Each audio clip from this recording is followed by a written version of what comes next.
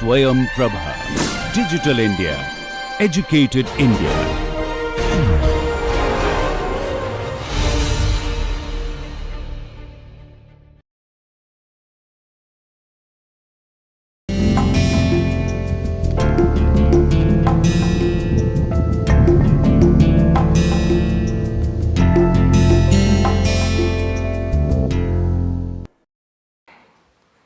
Good afternoon. I will be discussing with you the petroleum fuel. So, as you know that from the oil wells we take out crude petroleum, and crude petroleum is nothing but a very viscous, very smelly brown color or black color with liquid, okay, and that needs to be refined in order to get various petroleum derivative fuels that can be used in engines or for other applications.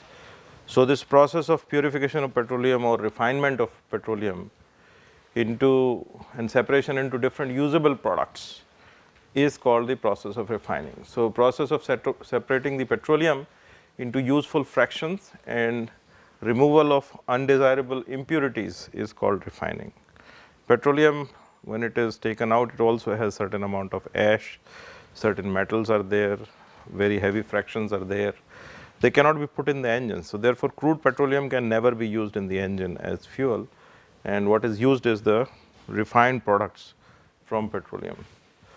So, this refining process is done in modern refineries, and modern refineries, if you look at it, they are one of the very large and very complex chemical processing plant.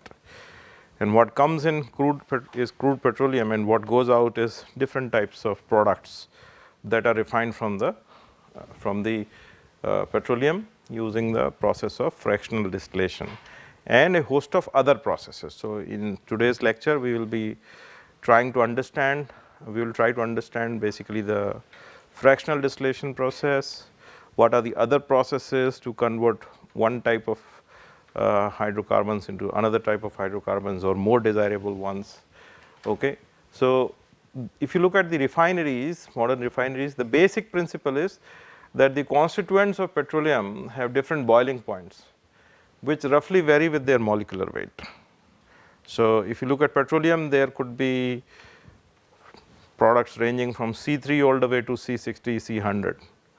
So, we have seen that as the carbon chain length goes up, their boiling points also go up. So, when you increase the temperature of the petroleum, you can actually separate these products based on a certain condensation range temperature, and that is what is used in this principle is used in the fractional distillation column as well. So, before the refining, crude oil is processed under pressure into cylindrical tanks, because you want to remove all the gas, you want to remove the oil and also the sand particles, you want to separate them. If there is a moisture, that is also removed. Okay. So, if there is any CNG or LPG, C3, C4, that is removed, and then it is washed with alkali and acid solutions one after the other to remove the basic and acidic impurities. And then it undergoes the refining process through fractional distillation. And this process works under variation of boiling points of different components of crude. And this is done in such a column. So, this column is actually the heart of a refinery, where the crude petroleum is separated into, it is a first cut product comes out actually. So, what happens is that you bring the crude may be coming to the refinery via pipelines, via tankers, ships, etc. So, you bring the crude in and then you heat it, okay, heat it to about 600 degrees centigrade. Okay. So, everything evaporates, everything becomes vapor. Whatever does not become vapor is condensed here. Okay. Here you are maintaining temperature above 600 degrees centigrade. Okay. So, basically the materials that condense will have 70 carbon chain length or more. So, this actually comes out as a bitumen for making roads and also waterproofing of the roofs, etc. Many things are done using this. And then you take out, so all the vapors from here go in this section, Okay, here you have temperature less than 600 degrees centigrade. Okay. So, here the products which are here in the next section you maintain temperature of the order of 270, in the next section you maintain temperature of 170, in the next section you maintain temperature of the order of 120, and here you maintain temperature of the order of 120. So, whatever products you have between 600 and 270, they liquefy here. Rest of the products which have boiling point temperature below 270, they go to the next section because they will remain in vapor form.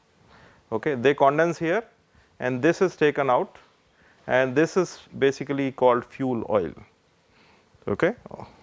This fuel oil has 6 different types, I will mention that, and they are used for basically running the ships, for the factories, for central heating of the buildings, etc., etc. So, this is one of the very crude oils that actually comes out, very low value, high molecular weight. Here you can see it C20 to C70 is the carbon chain length.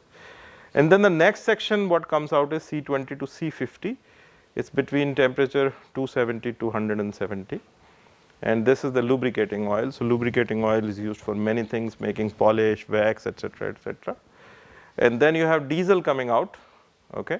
Diesel carbon chain length is C14 to C20, it comes out at 170. And then you have C10 and C16, this is called kerosene or aviation turbine fuel or paraffin oil. This is used for many applications including heating, aircraft applications, etc. And then 70 degree, you have C5 to C10 coming out, which is gasoline for using your petrol vehicles. And then you have naphtha coming out, okay? And whatever is not condensing at temperatures below 20 degree, that goes out as C3 and C4, and you pressurize it to 5 bar, that becomes your LPG. Okay. So, these are the first cut actually fractional distillation products. So, now please understand that there are some products coming out the top, there are some products coming out the bottom. So, if you look at this and you want to summarize this, so at the top of the distillation column, you will have short carbon chain lengths, you will have light molecules, you will have low boiling point fluids that are coming out the top, you will have gases and very runny liquid, runny means low viscosity liquids, very volatile liquids come out, they are light in color and they are highly flammable. So, these are the products characteristics that come out of fractional distillation at the top. Now, if you look at the bottom side, so at the bottom side you have long carbon chain length products coming out. These are heavy molecules with high boiling point, they are thick, very viscous. You look at this bitumen, if in order to make it flow, you have to heat it to 140, 150 degrees centigrade. Okay. They are very low volatility, they are dark in color and they are not very flammable. You take a bitumen, you try to lit it by fire, it will not catch fire that easily. Okay. So, these are very difficult to actually burn. Same way with lubricating oil or fuel oil. Okay. So, if you look at components that have higher boiling points, that are separated out at lower levels, while those with lower boiling points are removed at the higher level. This is what we have seen just now. The condensed fraction in each tray are tapped off. Actually, I have only shown here 6 or 7 trays, but in real life fractional distillation columns, the number of trays is much more, okay, because you want to have intermediate fractions for different applications. So, the condensed fraction in each tray are tapped off continuously. Each of these fraction cover a certain boiling point range, and each may be further refined to separate fractions within a narrow range of products. So, for example, you can take a particular fraction and then again do fractional distillation in order to separate it further, in order to make a narrow range of carbon chain lengths products out of that. Okay. So, various fractions obtained from the fractional distillation of crude petroleum oil are asphalt, which is at the bottom, then you have lubricating oil, then you have wax, you have fuel oil, diesel oil, kerosene, petrol and LPG. So, these are some of the products that come out. So, except for asphalt, lubricating oil and paraffin, wax, all other fractions readily burn and they produce wax. So, these do not catch fire that easily, but other things catch fire very easily and they produce heat. The yield of some of these petroleum products from the fractional distillation process does not always coincide with the commercial demand for such products. So, this is something very important. You have a barrel of petroleum and you may be producing certain amount of petrol, certain amount of diesel, certain amount of kerosene, certain amount of lubricating oil. but the demand need not be necessarily in that order. So that means there may be some product which may be in more demand, and there may be some product there for which there may not be enough demand. So what do you do? I mean, you will then keep accumulating the products which are not in demand that much, and you will always be falling short of some more desired products. So what do you do? So it is possible to convert the products which are less desired to products which are more desired, and it's all possible in refining processing complex. So one type of product can always be converted into another type of product in the refineries. So economic necessity usually dictates the need of conversion of some of these products in small demand into products which are in greater demand. So to cope with this situation, various processes are used to convert some of these fractions into compounds. This is just a typical layout, and at a very, very high level. I am not going into detail. Just if you look at the crude oil refinery, any refinery, we have one in Mathura. If life gives you a chance, go and visit them. Okay, there are three main types of units. First is the separation unit, and the second is finishing unit, and the third one is conversion unit. Okay, so what are these units? Let's understand. So the crude oil first comes in distillation tower, distillation column. Okay, and so from here different streams come out. For example, naphtha comes out. Okay, so atmospheric distillation uses heat to separate crude oil into naphtha, light oil, and heavy oil. So this naphtha comes here, and naphtha is basically a chemical which is used for industrial processes. It's a cheap product. Okay, but naphtha can very easily be converted into gasoline, which is more in demand, and you can sell it at a higher price. So then naphtha hydrotreater is there, then there is naphtha reformer and isomerization unit. So some of the product will come out as naphtha, whereas some will be converted to gasoline, and it will be blended with gasoline. Okay, there may be some product coming out here, and then there will be kerosene hydrotreater, and some of the product will go for gasoline blending. There may be some heavy oils.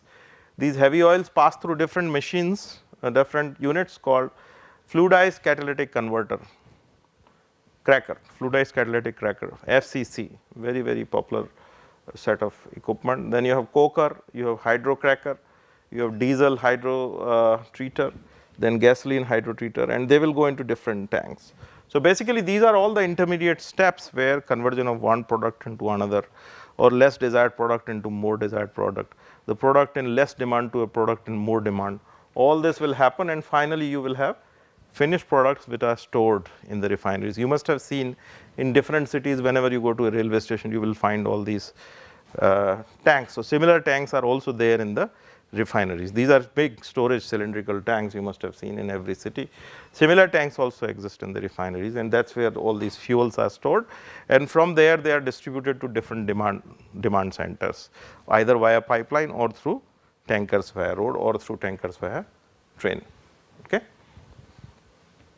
So refinery therefore is a very complex plant that utilizes several different techniques to take a very rough feedstock called crude oil and then convert into desirable products such as gasoline and diesel. Okay. Oil companies invest large amount of money into these refineries in the hope of making very large profits. It's a very profitable business. Okay. Today the crude oil is refined all over the world. The largest refinery is Paraguana refinery complex in Venezuela, which produces about 1 million tons of oil million barrels of oil per day, million barrel. You can imagine how big is this quantity. In fact, most of the oil industry's largest refineries are in Asia and South America. Reliance refinery in Jamnagar is one of the biggest in the country. Okay. Nevertheless, the practice of refining oil was created in US, where it continues to be an important part of the nation's economy. Okay. So you see, now we have discussed the preliminary aspect of refining process. But you know, it is very important that we understand the processes, different processes by which we can convert one type of product into another type of product, or a lower quality product into more superior product. Okay. One of the things that we should understand is that, you know, when we were discussing the fuel, one thing that we discussed was that if the fuel contains double bonds in their molecular structure, that means it has inherent appetite for hydrogen. and it will be inherently unstable product. So, that means with time it would like to react with another unstable product and form a stable product, but in the process its carbon chain length will increase. Okay. So, this is a process which will happen naturally, and this we have to avoid, because we want a good shelf life for our product. You have filled up petrol in your car, you go to a vacation for 6 months, you expect that within 6 months the fuel need not be changed. You should, the moment you start the car should start, and you expect that the properties of the fuel should not change with time. Okay. So, there are many processes which are done to improve the quality and also to create less desirable product into convert the less desirable product into more desirable product. So, some of these processes, the first process is cracking. The process of cracking, as the name indicates, you are breaking down large and complex molecules into lighter and simpler compounds with lower boiling point. So, you have large carbon chain length, you break it into 2 pieces or 3 pieces by applying pressure and temperature, and once you do that, now you have carbon chains which are smaller. So, since they are smaller, their boiling range will be less, and they will be very different from large molecules. Large molecules means low volatility. Now, you have a product which will be high volatility. So, this cracking can actually be done by 2 ways. One is thermal cracking, that means you apply the pressure and temperature and break it. But then if you just apply pressure and temperature, you need a lot of pressure and a lot of temperature. Can you do it cheaply without applying so much of temperature and pressure? So, the answer is yes, you can do that by application of catalyst. If you have a suitable catalyst, you will be able to break it with lesser temperature and pressure, and therefore, the energy cost of the process of cracking will be less now. Okay. So, thermal cracking basically subject the heavy hydrocarbons into carbons to higher temperature and pressure and break them. Catalytic cracking, it is done at somewhat lower temperature and pressure in the presence of a catalyst, and once you do catalytic cracking, since you are doing at a lower temperature, it generally produces fuel with higher anti-knock qualities. So, the product that will be you will be making by catalytic cracking will be superior to what you will be making with thermal cracking, and it will also involve lesser amount of energy. Okay. Second is hydrogenation. Now, what is hydrogenation? Hydrogenation is very different from cracking process. So, hydrogenation process, in this basically the hydrogen atoms are added to certain hydrocarbon. If you have a carbon chain which is having unsaturation, say for example olefins or diolefins in your product, then that means they are inherently unstable, there is a presence of double bond. You break that double bond and attach hydrogen molecules there, right, hydrogen atoms there. So, once you attach the hydrogen atoms, your product will get converted from olefin to paraffins, which will be more stable, right. So, this hydrogen atoms are added in certain hydrocarbons under pressure and temperature, and this produces more desirable compounds. This process is often used to convert unstable compounds into stable compounds. So, here you are breaking, here you are making them more stable. Okay. So, this is the difference between hydrogenation and cracking. What is polymerization? Polymerization is a process where olefin gas are converted into liquid products. For example, if you have a lot of ethylene available to you, ethylene is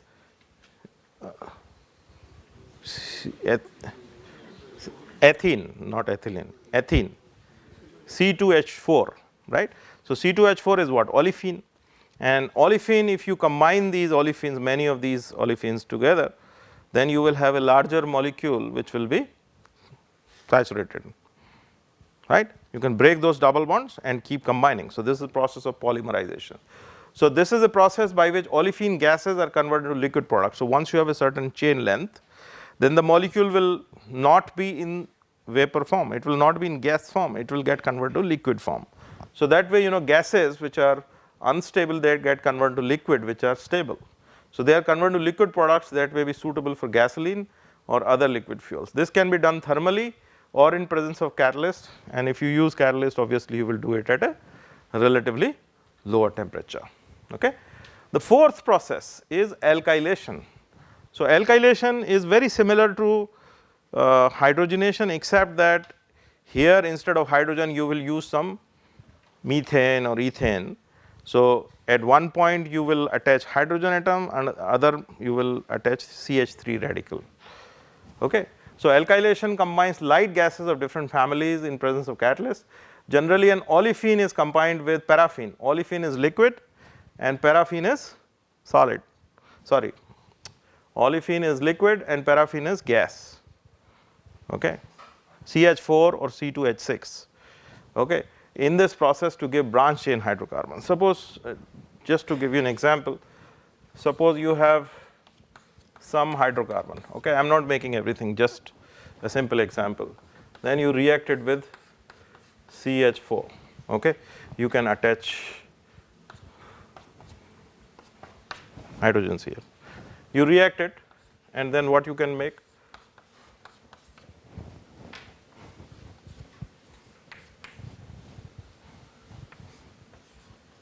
And then you can add hydrogens everywhere. Right? So, this is the alkylation process, and using this process you can actually make a saturated hydrocarbon which is branched also, and we know that branched hydrocarbons are pretty good SI engine fuels, right. So, then the other thing that you can do is you can do isomerization. Isomerization changes the relative position of atoms within the molecules of a hydrocarbon without changing its molecular formula. It produces isomers of original hydrocarbon. For example, if you have a simple hydrocarbon and you want to make a isomer of this, so under certain conditions you can make a isomer. So, if you look at it, the chemical formula for this will be C4H10, for this also this will be C4H10, but their molecular structure has changed now. This is called isomerization. So, you have basically made an isomer of butane. Okay. So, isomerization changes the relative position of the atom within the molecule of the hydrocarbon without changing its formula. It produces isomer of the original hydrocarbon. Okay. Cyclization. So, it essentially joins together the ends of a straight chain molecule to form a ring compound of the naphthene family. For example, if you have a simple pentane, okay, and this you can convert to cyclopentane. Okay. So, this is called cyclization. Okay. Similarly, aromatization. Aromatization is process similar to cyclization, except that what you are producing is a benzene. It contains a benzene ring, aromatic compound. For example, if I just take the same thing, if I have a hexane here,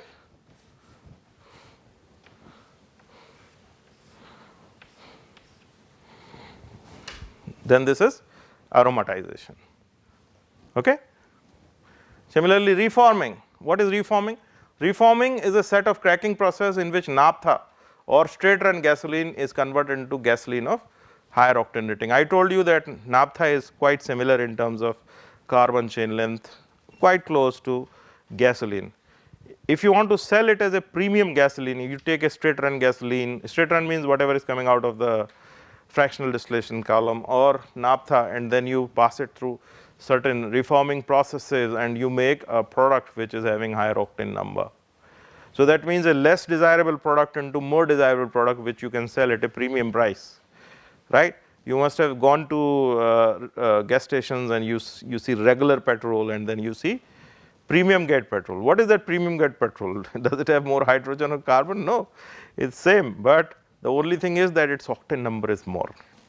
91 octane you pay normal price, 94 octane you pay 2 or 3 rupees extra per liter, and that is what is done in the reforming process.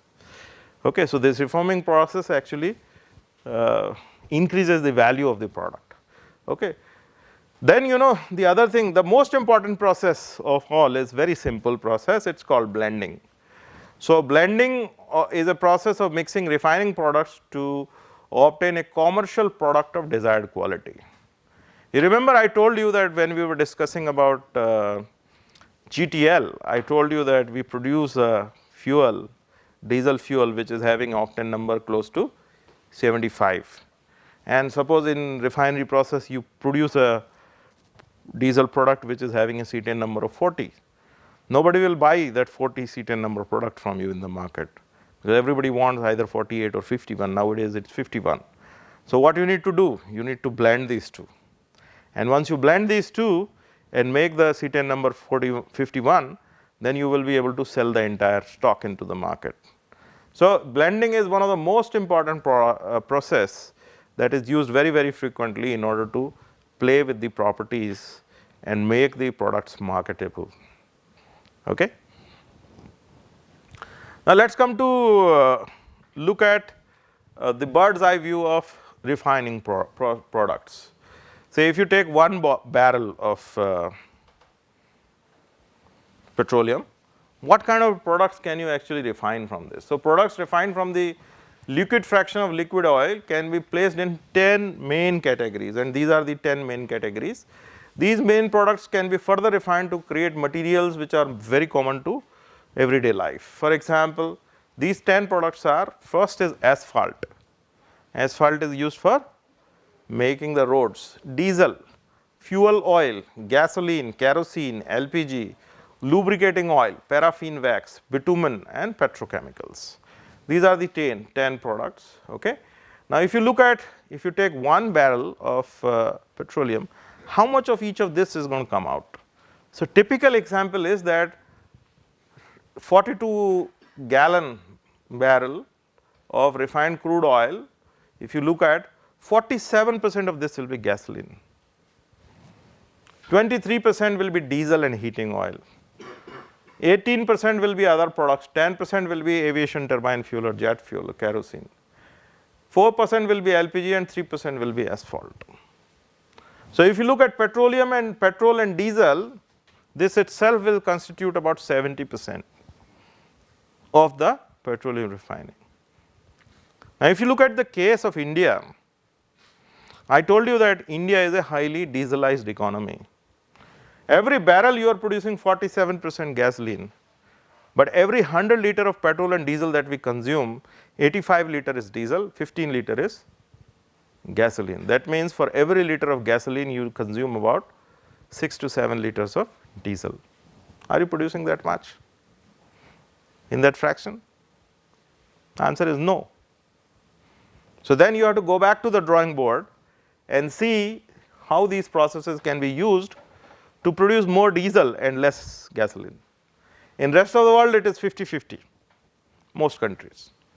So, in all these above mentioned products, gasoline and diesel are the major constituents. Both of them are mainly used for automotive application.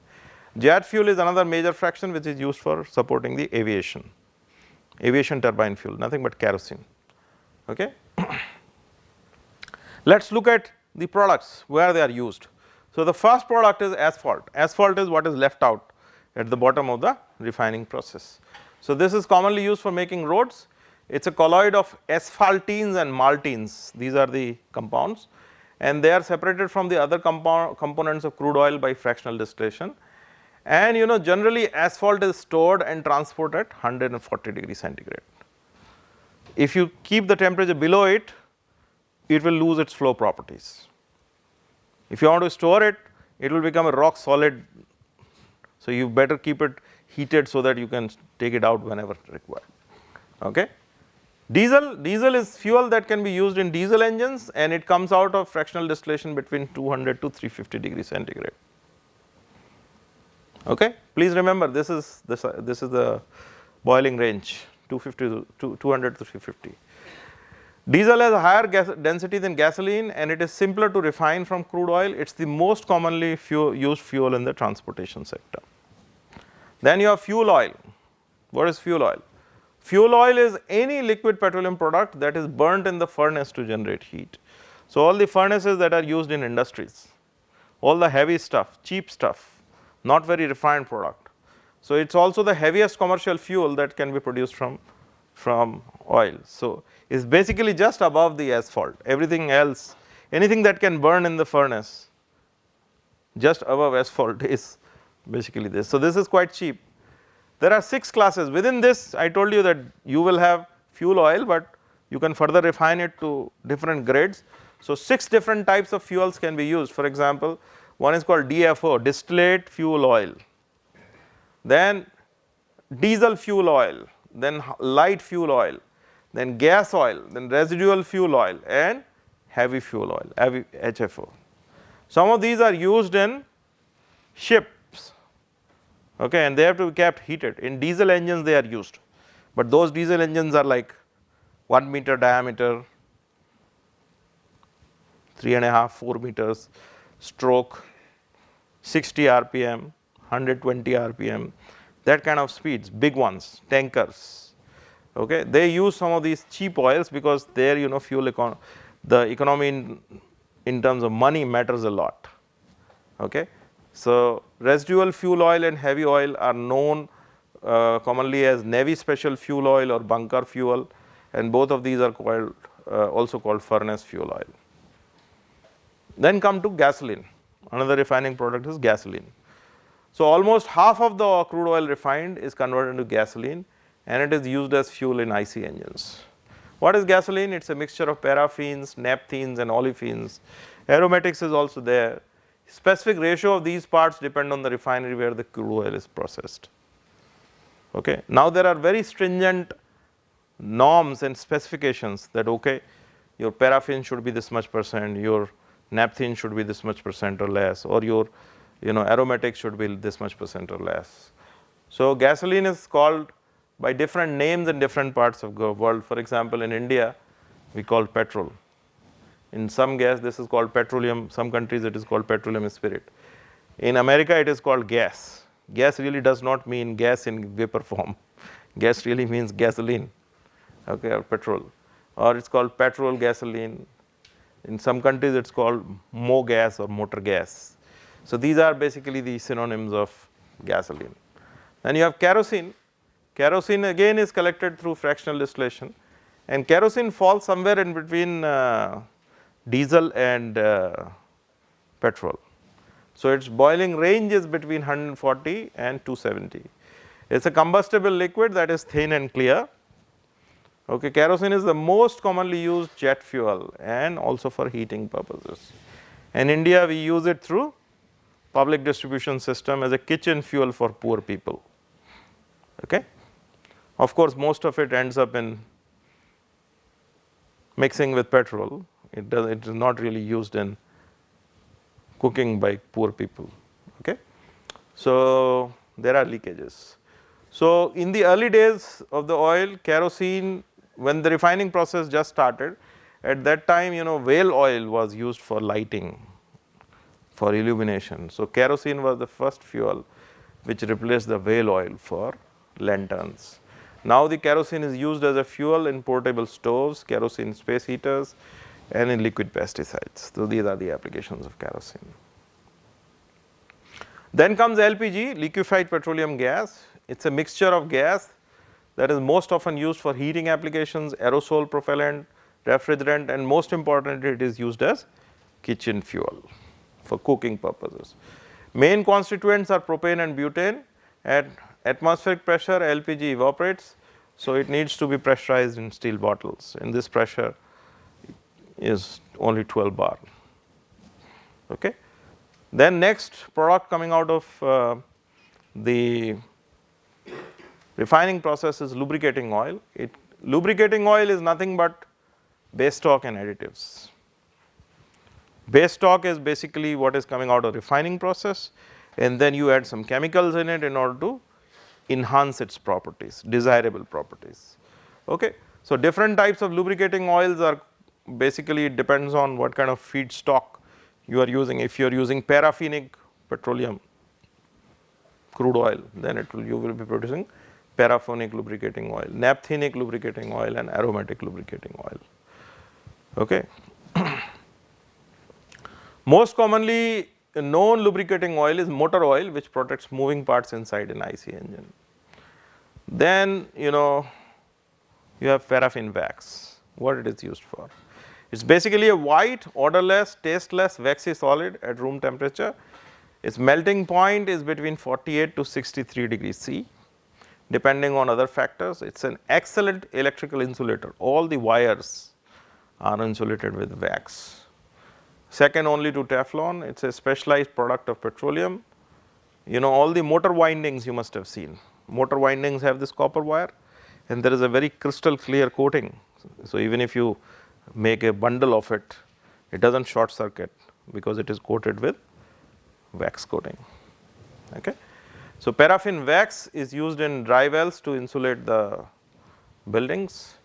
And next thing is bitumen. It is commonly known as tar. It is a black sticky material. It is obtained at the bottom fraction of the crude oil. It is used for paving the roads, waterproofing of the roofs and boats. It is made of thin plates. It can be made into thin plates and used for the soundproofing of dishwashers, of the hard drives of the computer and all these things. It has excellent sound absorption capability. Then you have petrochemicals. Okay. Petrochemicals are the chemical products that can be made from the petroleum. These could include ethylene, propylene, benzene, toluene and xylene. These are just the starting material. These are just the building blocks, and based on these you can build a host of things. For example, using ethylene you can make anesthetics, antifreeze elements, detergents. Propylene you can use acetone and phenol. Benzene you can use for chemicals and explosives. Toluene can be used as solvent and refined gasoline. Xylene can be used as cleaning agent, and there are many other applications, and this list is really a not complete list, it is just a fractional list. So, this petrochemical industry largely depends on the crude petroleum that is used in the fractional distillation column. Okay. So, just to summarize what comes out and where it goes and what is the boiling range. So, first you have refinery gas, basically nothing but propane and butane. Boiling point temperature is below 30 degree and carbon chain length is 3 to 4. This is called LPG, right. If you look at gasoline, gasoline is fuel for car IC engines. Boiling range is 100 to 150 degree centigrade and carbon chain length is 6 to 10. Okay. Naphtha, solvent used in gasoline, 70 to 200 degree centigrade is the boiling range. 6 to 11 is the carbon chain number. Kerosene 11 to 18, boiling range is 200 to 300. This is used as fuel for aircraft aviation turbine fuel. Diesel, this is 12 to 20, 200 to 350 degree centigrade actually. This is fuel for road vehicles and also for trains, locomotives, etc. Lubricating oil, further more viscous, 18 to 25, temperature range is 300 to 400.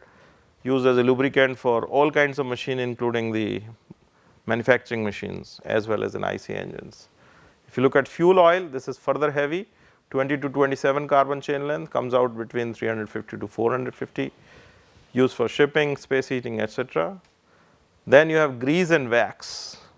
Again here is 25 to 30 carbon chain length, 400 to 50 degrees, 500 degrees centigrade is the range. Used for lubricants, used for making the candles. Then you have bitumen above 35, and again its boiling point temperature is above 500. This is used for road laying. So, this in summary is what comes out of the petroleum refining process. Now, we have seen that so many fuels are coming out. Let us see what are the important properties, how we characterize a particular fuel. So, there is a whole list, long list of properties. Let us understand each of these properties and how this affects the performance of these fuels in the engine. So, first of course, first and foremost property is calorific value. Ultimately, the fuel is supposed to burn and produce heat. How much heat is produced by a particular fuel is characterized by calorific value. So, calorific value basically, if you find out calorific value for solid fuel and liquid fuels, it is defined as heat liberated in kilojoule or megajoule by complete combustion of 1 kilogram of fuel, irrespective of how much air. It should be obviously stoichiometric and more. So, the heat generated does not really change. The only thing that you have to make sure is that is complete combustion. Okay.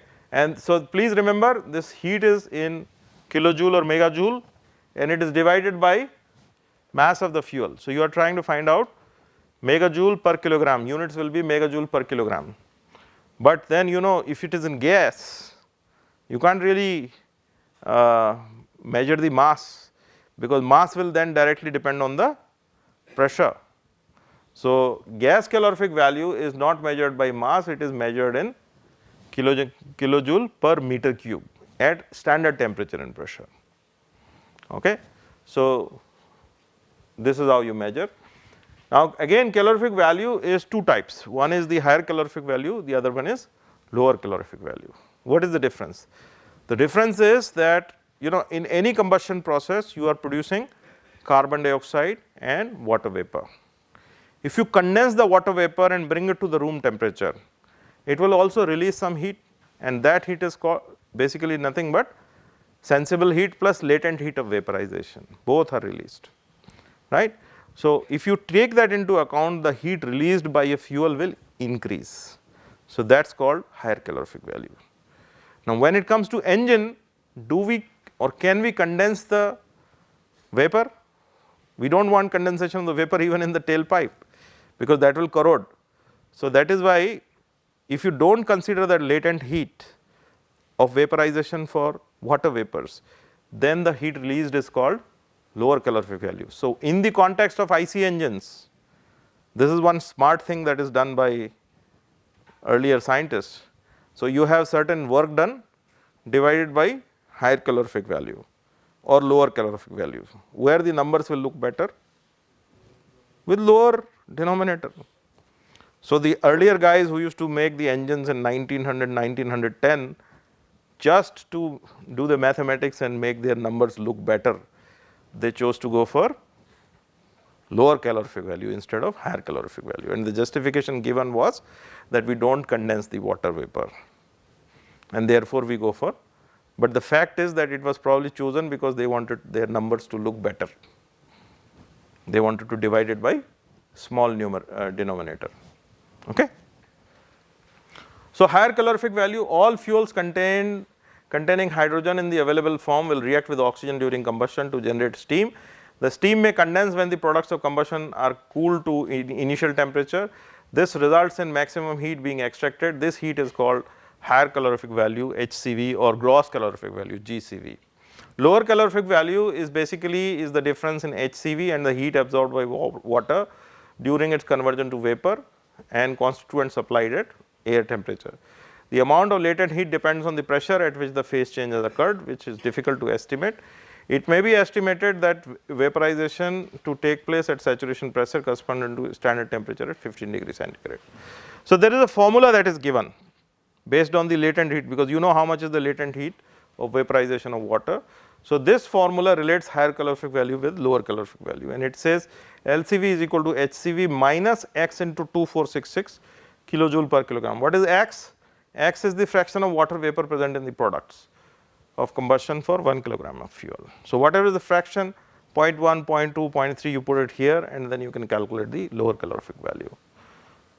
So, lower calorific value is always lower than higher calorific value. I mean, this is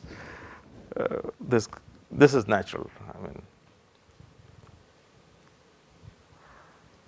so this table basically these show the fossil fuels and their composition and their properties. Here the liquid fuels are shown, here the gas fuels are shown, gaseous fuels. So here you see, if you look at petroleum,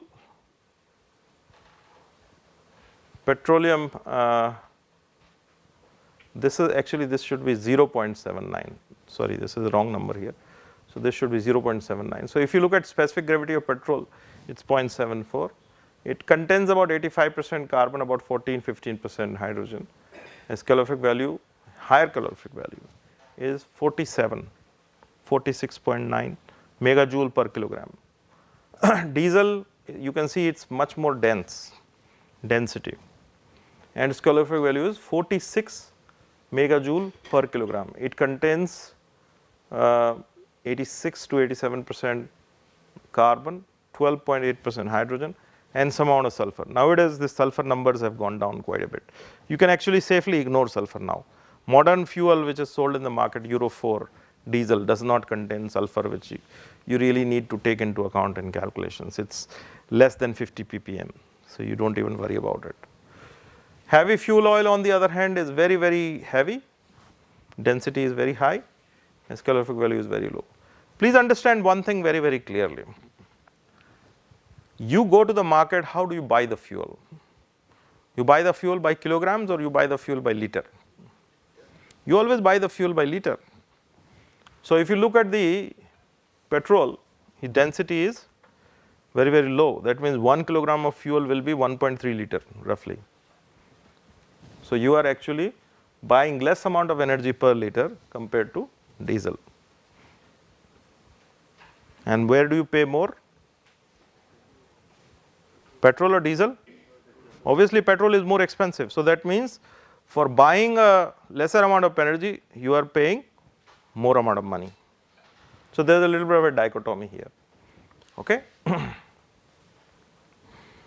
If you look at the gaseous fuels, there could be several types of gaseous fuel. These are again coal gas, town gas, coke oven gas, producer gas, and they have different fractions of hydrogen, carbon monoxide, CH, C2H4, this should be CH4 here, and CO2 and nitrogen. And here, you know, lower calorific value and higher calorific value both are given. You can see here that the fuel which contains basically large amount of hydrogen also has very large amount of calorific value. Second property that is important is flash point. What is flash point? Flash point is the lowest temperature at which a volatile substance can vaporize to form an ignitable mixture with the air. Ignitable mixture. So, that means you start heating the fuel and the moment you show some flame, it will catch fire. That is called flash point. So, that and then there is, you know, there is something called auto ignition temperature that we have studied already. What is auto ignition temperature? It is very different from flash point. Auto ignition temperature is the temperature at which the fuel air mixture will burn by itself without the need for any ignition source. And auto ignition temperature determines the knocking in an engine, or dictates the knocking in the engine, whether the engine will knock or not, in both SI engine as well as in CI engine, right. So, this is different from auto ignition temperature, which does not require an ignition source or fire point, the temperature above which the fuel continues to burn after being ignited. Fire point temperature is also very different from flash point. Fire point temperature means it is the lowest temperature where you show the flame, you will see some flame and then the flame will get extinguished. That is the flash point. Fire point temperature means that the minimum temperature at which when you show the flash, it will not only flash, it will continue to burn. That is called fire point temperature. Auto ignition temperature is temperature at which a fuel air mixture will auto ignite at several locations simultaneously without the need for any ignition source. So, is the difference clear between these three types of temperature? Pour point temperature, this is very simple, is the lowest temperature at which the liquid becomes semi-solid and loses its flow property. So, if I want to find out what is the pour point temperature, I will keep reducing its temperature, and the temperature at which the fluid will stop coming out of this bottle when I open this, that will be pour point temperature. So, that means it defines up to what temperature the fluid will maintain its flow properties. If temperature is below that, the fuel will not flow. Why it is important in case of fuel? Suppose you go to Ladakh on a cold morning, if the temperature is lower than your pour point temperature, you keep on trying to start your vehicle, it will not start because the fuel is not flowing from the tank to your engine, right. So, that is why it is very important. Heat of formation, this you must have studied in thermodynamics course already. This is the free energy of chemical elements at 1 atmosphere 25 degree centigrade, which is arbitrarily assumed to be 0, and standard free energy of formation, which is also called enthalpy of formation of a compound, is the free energy change when one molecule of compound is formed directly from its constituent elements. Okay. The constituents are at 25 degree centigrade 1 atmosphere, the values will be different at different conditions. If you change the temperature, they will be different. For example, carbon monoxide, you know, these are the values. Okay. Carbon dioxide, water. What will be this for oxygen? 0.